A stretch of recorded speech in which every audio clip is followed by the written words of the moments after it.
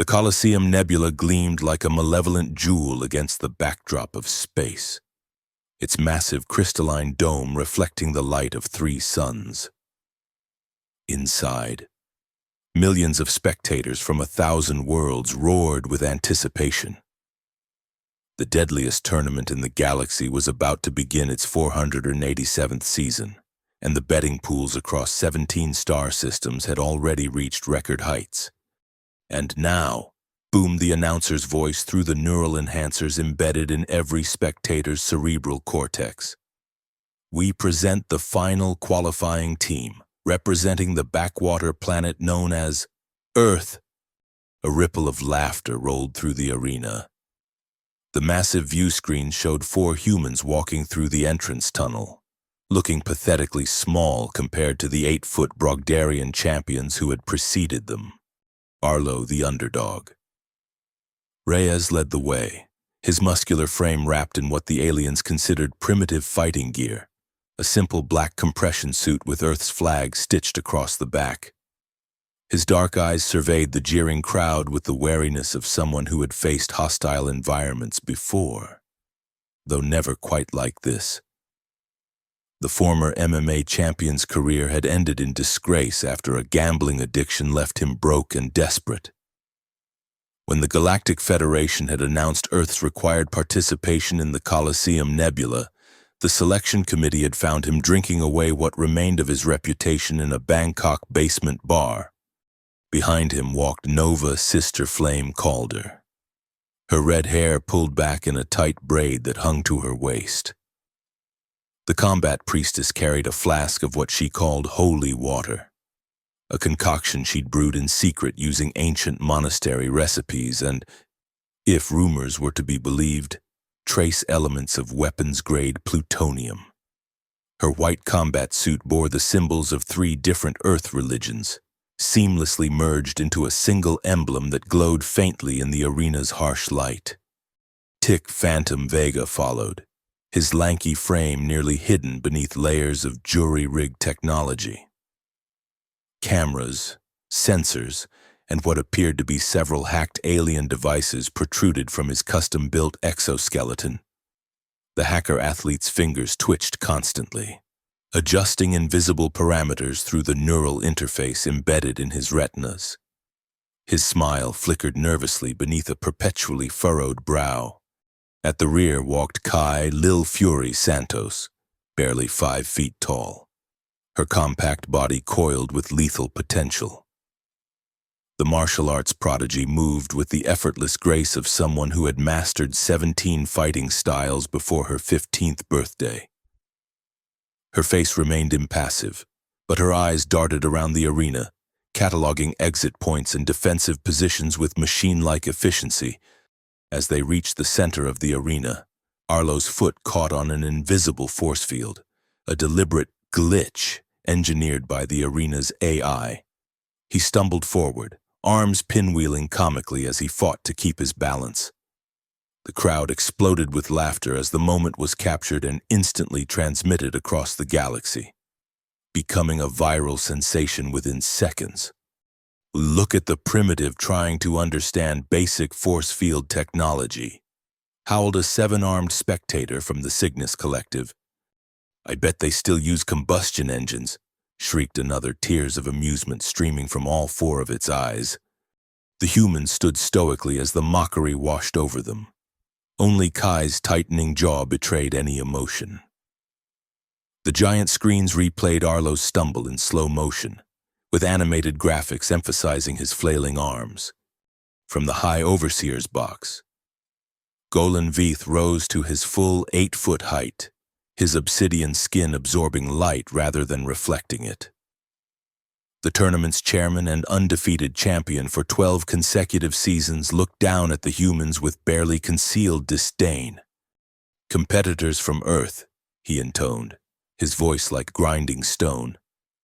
Your planet's first showing last season was disappointing.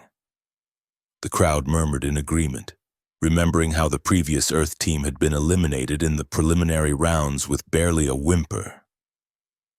Should you fail to advance past your next 2 matches, The Galactic Federation will permanently ban Earth from all intergalactic competitions. A collective gasp echoed through the arena. Even for a low-tier world like Earth, such a pronouncement was unprecedented. Permanent banishment would relegate the planet to nothing more than a curiosity, a primitive backwater unworthy of the galaxy's attention or resources. Arlo stepped forward, his voice steady despite the humiliation still burning in his cheeks. "We accept the challenge, Overseer. Earth will not disappoint." Golan's lipless mouth curved into what might have been a smile on a human face. "We shall see, little warrior. We shall see." As the Earth team was escorted to their preparation chamber, a cramped, windowless room clearly designed for species with lower oxygen requirements, Arlo punched the metallic wall in frustration. "They rigged that entrance," he growled. "Made me look like a complete idiot. They're manipulating the entire system against us." Tick muttered, his fingers dancing through holographic data streams only he could see through his augmented reality interface. The atmospheric mix, the gravity settings, even the lighting, all calibrated just outside human optimal ranges. Nova placed a hand on Arlo's shoulder. "They mock what they fear," she said quietly. "Remember David and Goliath?" "Who faced who now?" Kai asked, stretching her hamstrings with mechanical precision. "Ancient Earth story," Nova explained. "The smallest warrior defeats the greatest champion through cleverness and faith." "I'll take cleverness," Tick said. "Faith hasn't exactly kept Earth in the Federation's good graces." A sharp buzz interrupted them as a holographic bracket materialized in the center of the room. Their first opponent was revealed, a Tyrusian war beast, 8 feet of muscle, venom, and rage. "Perfect," Arlo muttered, "just perfect." The preparation room door slid open, revealing a 4-armed official with translucent skin and eyes that blinked horizontally rather than vertically. This was Jura, one of the few neutral species assigned to oversee the tournament's more technical aspects. "Earth competitors," Jura said, each arm holding a different monitoring device. "Your match begins in 30 minutes. Your opponent has requested hypergravity combat parameters." Arlo's heart sank. Hypergravity would favor the massively built Tyrusian, while putting the humans at a severe disadvantage. "What are our options for counter-selection?" Nova asked, her tone diplomatically neutral. Jura blinked all 4 eyes in sequence. "As a Tier 3 civilization, Earth has no counter-selection privileges. The parameters stand as requested." After Jura left, the humans gathered in a tight circle. "This is suicide," Tick whispered. "The Tyrusian has a skeletal density 5 times ours. In hypergravity, we'll be fighting at maybe 30% efficiency." "So we don't fight at 30%, Arlo said, a plan forming. "We fight at 130. "How exactly do we manage that?" Kai asked, eyebrow raised. Arlo grinned for the first time since their arrival. "They expect us to play by their rules, so let's not." As the team huddled closer, Arlo outlined his desperate plan. It wasn't just risky, it was borderline insane. But in the Colosseum Nebula, insanity might be the only advantage Earth had left. The hypergravity arena pulsed with ominous energy as Arlo stepped onto the combat platform alone. According to tournament rules, each team could field 1 competitor per match, with substitutions allowed only in case of death or dismemberment. Arlo had volunteered for the first bout, despite the team's concerns. The Tyrusian war beast entered from the opposite side, its scaled hide shimmering with bioluminescent threat displays. The creature's 4 eyes locked onto Arlo with predatory focus as the gravity generators hummed to life. Immediately, Arlo felt his body become 3 times heavier, his movements sluggish and labored. "Begin," commanded the neural-enhanced voice of the referee. The Tyrusian charged with surprising speed, its claws extended for a killing blow.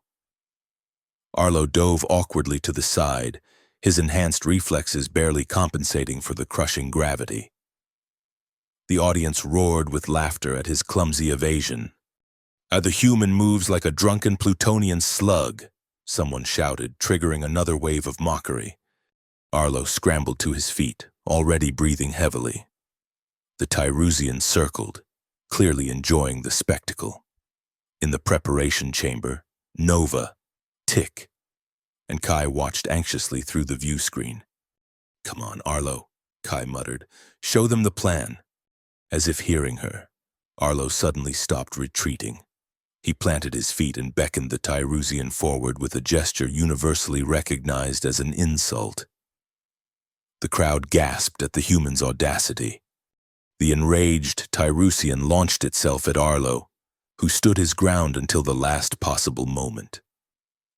Then, instead of dodging, Arlo dropped flat on his back. The confused Tyrusian sailed over him, crashing into the arena wall with bone-jarring force. Before the alien could recover, Arlo was on his feet, sprinting, not toward his opponent, but toward the center of the arena where the gravity generators were strongest. The crowd's laughter turned to murmurs of confusion. "What is the human doing?" Golan Vath leaned forward in his command chair, suddenly intrigued. Arlo reached the center and dropped to one knee, slamming his fist into a specific point on the floor, directly above where Tick had calculated the main gravity control junction would be. The impact, combined with a micro-EMP device Tick had smuggled into Arlo's glove, caused a momentary fluctuation in the gravity field. For just 2 seconds, the gravity reversed.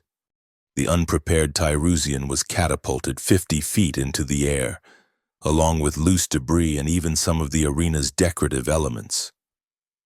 When the gravity reset to normal parameters, everything, including the Tyrusian, came crashing down with devastating force. The war beast hit the ground with a sickening crunch, its exoskeleton fracturing in multiple places. It tried to rise, only to collapse in a heap of twitching limbs. The arena fell completely silent. Then, hesitantly, the referee announced, "Victory, Earth?" The declaration came out as a question, but it was enough.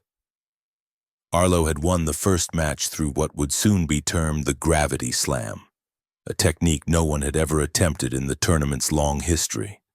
In the High Overseer's box, Golan Vath's expression remained unreadable, but his obsidian fingers gripped his armrest tightly enough to leave impressions in the metal. "Interesting," he murmured. "Most interesting." As medics rushed to attend to the Tyrusian, Jura approached Arlo with all 4 arms extended in different gestures of confusion, congratulation, suspicion, and official documentation. "That was unprecedented," the official said, blinking rapidly. "The gravity manipulation was entirely accidental," Arlo interrupted smoothly. "A lucky punch in the right place. We humans call it beginner's luck." Jura didn't appear convinced, but nodded anyway. "Your next match will be in 6 hours. I suggest you prepare more, conventionally." As Arlo limped back to the preparation chamber, he felt a cold, prickling sensation on the back of his neck.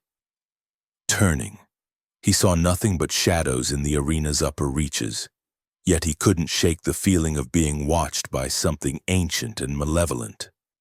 The locals called it the spirit of the arena, a semi-mythical presence that supposedly fed on the emotions of competitors and spectators alike. Dismissing the superstition, Arlo rejoined his teammates. Nova immediately began applying a healing salve to his bruised knuckles. "That was reckless," she chided, though her eyes shone with pride. "Your gravity slam could have killed you if the timing had been off." "Better me than Earth's future," Arlo replied grimly. "But we got lucky. They'll be watching for tricks in the next match." Tick was already analyzing data from the arena's systems. "They've patched the gravity vulnerability. We'll need something completely different for the next fight. All eyes turned to Tick, who would be representing Earth in the second match. The hacker athlete swallowed nervously, his Adam's apple bobbing. "I've got an idea," he said hesitantly. "But it's even crazier than Arlo's plan." As Tick outlined his strategy, none of them noticed the maintenance drone hovering just outside their chamber, its surveillance protocols overridden by a direct command from the High Overseer himself. Word of Earth's unexpected victory spread quickly through the Colosseum Nebula. Spectators who had dismissed the humans as mere cannon fodder now watched with cautious interest. Betting odds, while still heavily favoring Earth's elimination, had shifted slightly. 6 hours later, Tick stood in the arena facing his opponent, a quantum shade from the Andromeda Galaxy. The creature had no fixed physical form, existing instead as a probabilistic cloud of dark energy that could materialize solid appendages at will. It was the perfect counter to Tick's technology-based fighting style. As conventional weapons simply passed through its non-corporeal body, the arena for this match had been configured as an illusion labyrinth, where reality itself seemed to warp and shift. Holographic walls appeared and disappeared randomly, while the floor occasionally became transparent, revealing a seemingly bottomless void below. "Begin," the referee commanded. The quantum shade immediately split into 3 identical forms, each moving in a different direction to confuse Tick. The human remained motionless, his eyes closed behind his specialized visor. "What's wrong, Earth creature?" taunted the center shade. Paralyzed with fear already, Tick didn't respond. His fingers twitched slightly, activating a series of commands through his neural interface. Suddenly, his entire body seemed to flicker and vanish, only to reappear 10 feet to the left. The crowd gasped. Tick had somehow created a rudimentary cloaking field, technology that should have been well beyond Earth's capabilities. "Impossible," hissed the quantum shade, its 3 forms reuniting in confusion. Tick's form flickered again, appearing in multiple locations simultaneously. The quantum shade lashed out with tendrils of dark energy, but each passed through the human projections harmlessly. In the preparation chamber, Nova and Kai watched tensely while Arlo paced. "He's using the arena's own holographic systems against them," Arlo realized. "Reflecting and amplifying the existing illusion technology." "Smart," Kai nodded, "but the shade doesn't have physical eyes. It senses energy patterns. It'll figure out the trick eventually." On the arena floor, the quantum shade had indeed begun to detect irregularities in the holographic patterns. It concentrated its energy, sending out a pulse that disrupted all technological systems within 20 feet. Tick's holograms vanished, revealing his true position. With a triumphant howl, the shade launched itself at the now visible human. Tick stood his ground, fingers working frantically on a small device in his palm. Just as the shade was about to engulf him, every light in the arena went out simultaneously. Absolute darkness fell, accompanied by the confused murmurs of 60,000 spectators. When the emergency systems activated 30 seconds later, Tick was standing calmly in the center of the arena. The quantum shade lay dispersed around him, its energy signature fading as its consciousness returned to the void. "Victory, Earth," the referee announced, sounding thoroughly perplexed. As Tick exited the arena to thunderous, bewildered applause, Jura intercepted him. "The blackout," the official said suspiciously. "Our systems registered a massive power surge just before all cameras lost signal." Tick shrugged innocently. "Technical glitch. Maybe your systems aren't compatible with human bioelectrical fields." Jura's horizontal eyelids narrowed. "This will be investigated thoroughly." Back in the preparation chamber, the team celebrated cautiously. They had secured 2 victories against overwhelming odds, But the next challenge would be even more daunting. The High Overseer has invoked the Champions Challenge, Nova announced, reading from the notification that had just appeared. Arlo must face Golan Voth himself in the final match. A heavy silence fell over the room. The Champions Challenge was rarely used, a special provision allowing the tournament's reigning champion to personally face a team that showed exceptional promise. This is bad, Tick murmured. Golan has never been defeated, or not once in 12 seasons. And you're already injured from the first match, Kai added, eyeing Arlo's bruised body with concern. Arlo sank onto a bench, wincing as his overtaxed muscles protested. We need another miracle, he admitted. Nova knelt beside him, unscrewing her flask of holy water. Faith got us this far, she said, offering him a drink. Perhaps it will see us through. Arlo took a cautious sip and immediately spat it out. What the hell is in this? It tastes like rocket fuel. Nova smiled enigmatically. Ancient monastery recipe, with a few modern additions. As they plotted their final strategy, the maintenance drone outside continued its silent surveillance, transmitting every word directly to Golan Voth. The obsidian-skinned champion watched the humans with growing fascination. These creatures were nothing like the previous Earth team.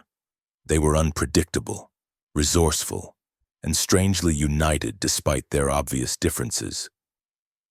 For the first time in many seasons, Golan felt something he had almost forgotten, the thrill of genuine competition. I prepare my combat regalia, he commanded his attendants. These humans deserve my full attention. The final match was scheduled for the following day, allowing maximum viewership across the galaxy. Overnight, the Colosseum Nebula had transformed from a predictable tournament to the most talked-about spectacle in 17 star systems. Would the humans pull off another miracle, or would Golan Voth remind everyone why he remained undefeated? The Earth team spent their remaining hours in desperate preparation. Tick worked feverishly on what remained of their technology, while Nova brewed more of her mysterious holy water.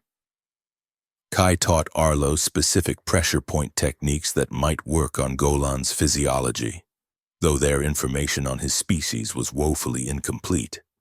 As they worked, Nova suddenly paused, her hand trembling slightly as she mixed ingredients. "What's wrong?" Arlo asked, noticing her distress. "My faith is wavering," she admitted quietly. "The holy water didn't protect you from injury as I promised. What if everything I believe is just wishful thinking?" Before Arlo could respond, Kai approached and took Nova's hand in her much smaller one. "When I was 12, the diminutive fighter said, my master told me I was too small to ever be a champion.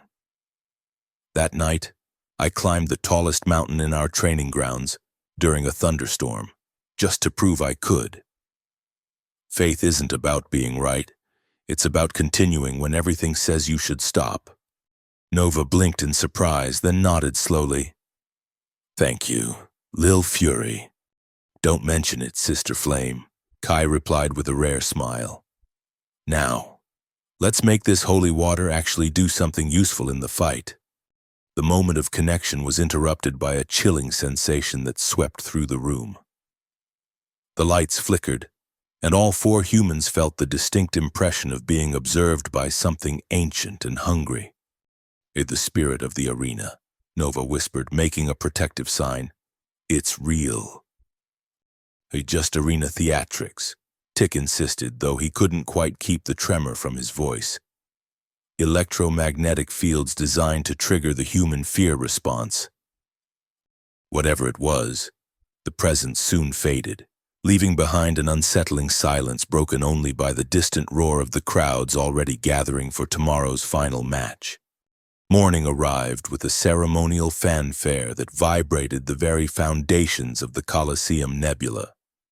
The arena had been reconfigured into its most challenging layout, the legendary Gauntlet of Elements. Different sections featured environmental hazards including acid pools, gravity wells, flame jets, and vacuum zones. It was a setting typically reserved for the tournament's grand finals, not a qualifying match. Arlo stood at the entrance, his body still aching from the first bout. The team had done everything possible to prepare him, but against Golan Vath in the gauntlet, their chances remained desperately slim. "Remember," Nova said, adjusting the modified holy water flask now attached to Arlo's belt. "This mixture will create a sacred smoke when it contacts metal. Use it to confuse, not attack." Tick handed over a small laser pointer disguised as a traditional Earth good luck charm. "One burst, directly in the eyes. It won't last long, but it might give you a crucial second or two." Kai simply gripped Arlo's forearm in the traditional warrior's farewell. "Speed over strength. He expects you to fight like an Earth champion. Don't." With these final pieces of advice, Arlo entered the arena alone. The crowd's reaction had changed dramatically from their first appearance. Instead of mockery, there was curious anticipation. The humans had proven themselves unpredictable, and in the Colosseum nebula, unpredictability was the most entertaining quality of all. Golan Vath entered from the opposite side, his 8-foot frame encased in ceremonial obsidian armor that seemed to absorb light itself. He carried no visible weapons. His species' natural abilities made external tools unnecessary. "Human," Golan's voice resonated through the arena. "You have surprised us all. For this, you have earned the right to face me directly." Arlo nodded respectfully. "It's an honor, High Overseer." "The honor," Golan replied, "will be determined by your performance." The referee signaled, and the match began. Golan moved with shocking speed for his size, covering half the arena in what seemed like a single bound.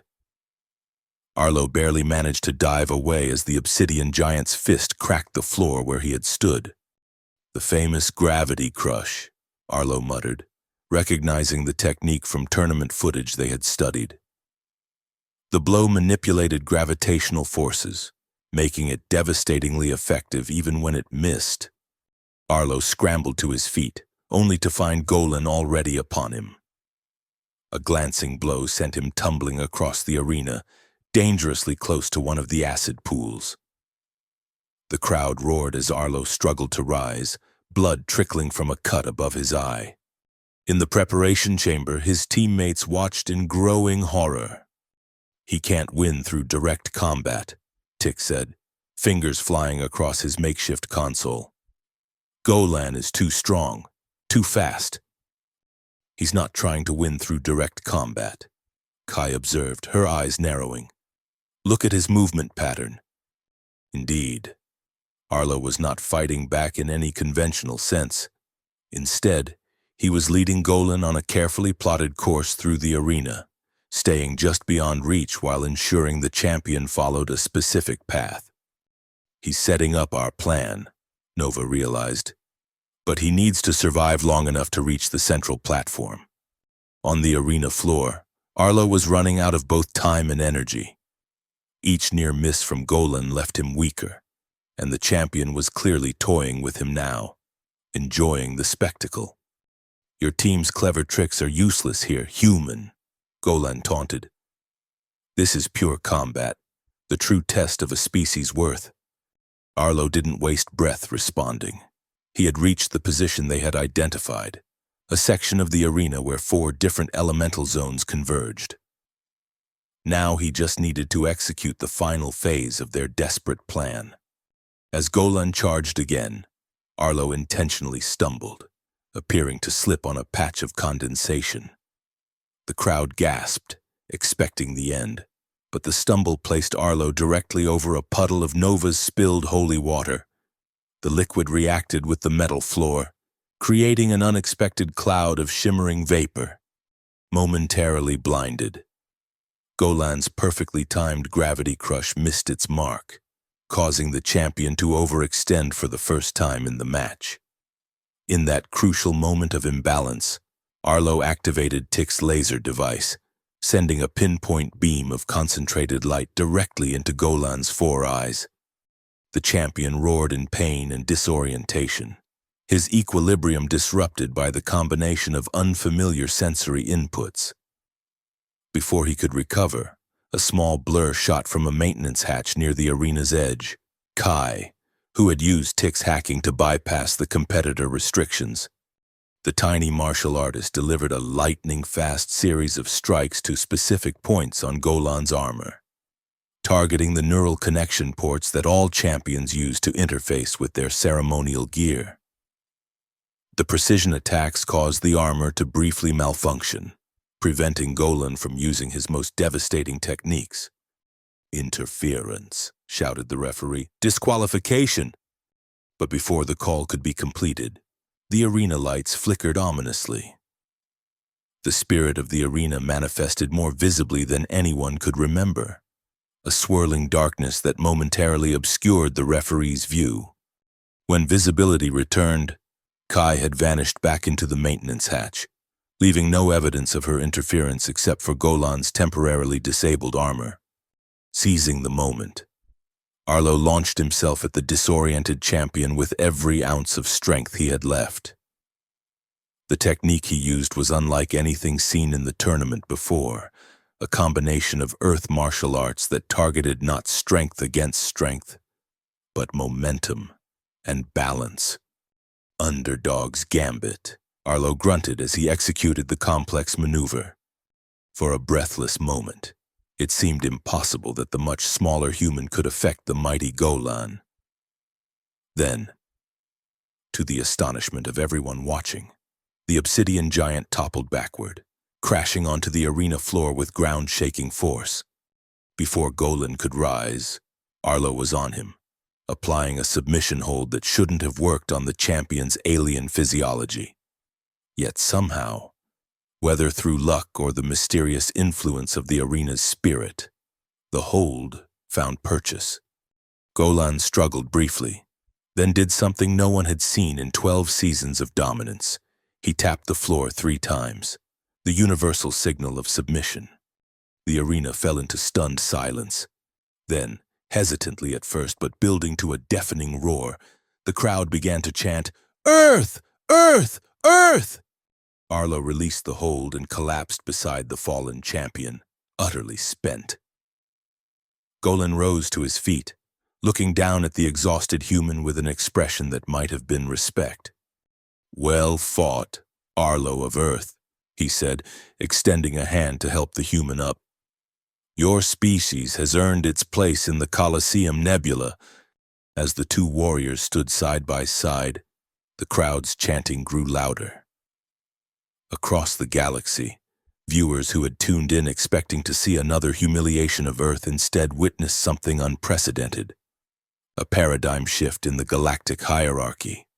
In the High Overseer's private chamber, the Earth team reunited with their victorious champion. Arlo's body was battered almost beyond recognition, but his spirit remained unbroken. "That wasn't exactly how we planned it," he admitted with a pained laugh. "Our plans rarely survive contact with the enemy," Kai said, quoting an ancient Earth military maxim. Golan Voth entered, now dressed in formal diplomatic attire rather than combat gear. The obsidian giant regarded the humans with newfound curiosity. "Your victory today was unconventional," he said finally. "Some would call it cheating." The humans tensed, ready for accusations and potential disqualification. "But," Golan continued, "it was also ingenious, courageous, and effective. These qualities are valued above all in the Colosseum Nebula." With a formal gesture, Golan activated a holographic display showing Earth's status in the galactic database. Before their eyes, the classification changed from Tier 3 Death World to High-Tier Death World, an acknowledgement that Earth's species possessed qualities worthy of respect. This tournament began centuries ago as a way to prevent interstellar war. Golan explained. It evolved into a celebration of combat prowess. But its true purpose has always been to identify species with the potential to contribute meaningfully to galactic civilization. Nova stepped forward. And has Earth proven its worth? Beyond question, Golan confirmed. Which is why I am announcing that henceforth, the Colosseum Nebula will expand its purpose. No longer solely a combat arena, it will now serve as a center for cultural and commercial exchange between Earth and the wider galaxy. The implications were staggering. Earth would no longer be isolated on the galactic fringe, treated as little more than a curiosity. They had earned their place among the stars. So we're not just fighters anymore, Tick said, processing the change. We're ambassadors. You are whatever Earth needs you to be, Golan replied. As we all are for our respective worlds. As the formal ceremonies concluded and preparations began for Earth's newfound status, the team found a moment of privacy to contemplate their future. Arlo, now hailed as a hero across Earth, used his tournament winnings to clear his gambling debts and fund programs for other athletes struggling with addiction.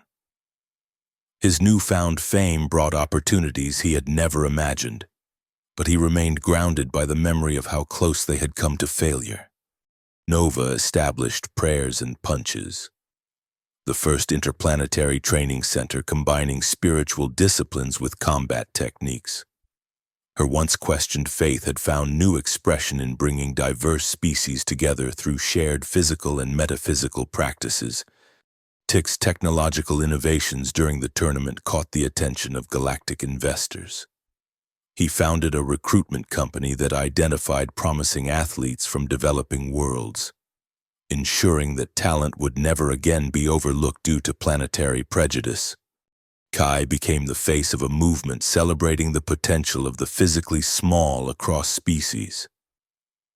Her Lil Fury Fighting Academy taught that size was irrelevant compared to heart, skill, and determination, a message that resonated far beyond Earth. As for Golan Vath, the once undefeated champion found himself changed by the encounter with Earth. For the first time in 12 seasons, he declined to defend his title, instead focusing on his role as High Overseer and the new diplomatic opportunities it presented. And deep within the Colosseum Nebula, the enigmatic spirit of the arena observed these changes with ancient, inscrutable awareness. The tournament would continue, evolving as it had for centuries.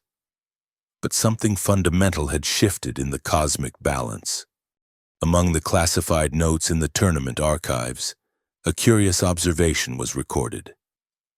Throughout the galaxy, fighters of all species had begun studying and adopting a new technique. They called it the underdog's gambit, a reminder that in the vast arena of the cosmos, even the smallest competitors could change the game forever. In the sports bars of 17 star systems, the viral clip of Arlo's stumbling entrance was now played alongside footage of his victory over Golan. What had once been mockery had transformed into something else entirely, a lesson in the danger of underestimating those who appear weak. And on Earth, children looked to the stars with new understanding. They were no longer alone in the universe, no longer dismissed as primitive curiosities. They were contenders, ambassadors, and champions, proof that sometimes being mocked by the galaxy was just the beginning of a much greater story. The end.